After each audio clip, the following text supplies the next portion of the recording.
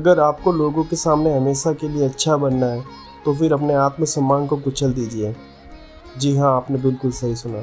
अपने आत्मसम्मान को कुचल दीजिए, क्योंकि जब आप अपने आत्मसम्मान के साथ खड़े होते हैं कहीं पे, तो लोगों की बातों में हाँ में हाँ नहीं मिला पाते आप, क्योंकि आपका खुद का एक स्टैंड होता है। पर लोगों को ये बात बहुत खटकती है, लोगों को, समाज को। यहाँ पे समाज ये चाहता है कि जैसे समाज चल रहा है उसी के हिसाब से आप चले। आपका कोई अकेले का अस्तित्व नहीं होना चाहिए। समाज की यही मंशा होती है। बच्चा पैदा होते ही बच्चे को सिखा दिया जाता है कि तुम्हें ये करना है, तुम्हें वो करना है। वो सारी चीज़ें जो पुराने ज़माने से चली आ रही है, और समाज उन चीज़ों को अभी भी चला रहा है।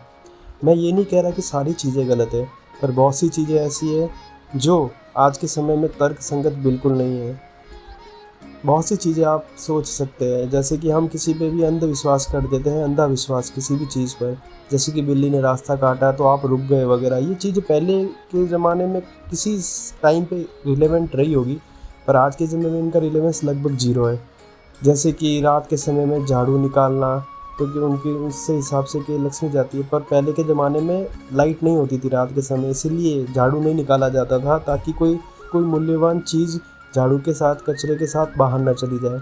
तो ये चीज़ें उस समय में रिलेवेंट थी, पर आज के समय में उनका रिलेवेंस है नहीं। पर फिर भी समाज हमारे ऊपर ये थोप रहा है चीज़ें कि नहीं, आपको बस ये चीज़ें आँख बंद करके उनके ऊपर चलते रहना है। तो यहीं पे काम आता है हमारा क्रिटिकल माइंड। जब हम हमारा क्रिटिकल माइंड का यूज़ करते हैं, लॉजिकल माइंड का यूज़ करते हैं, तब हमें ये सारी दोगलेपन चीज़ें दिखने लगती है।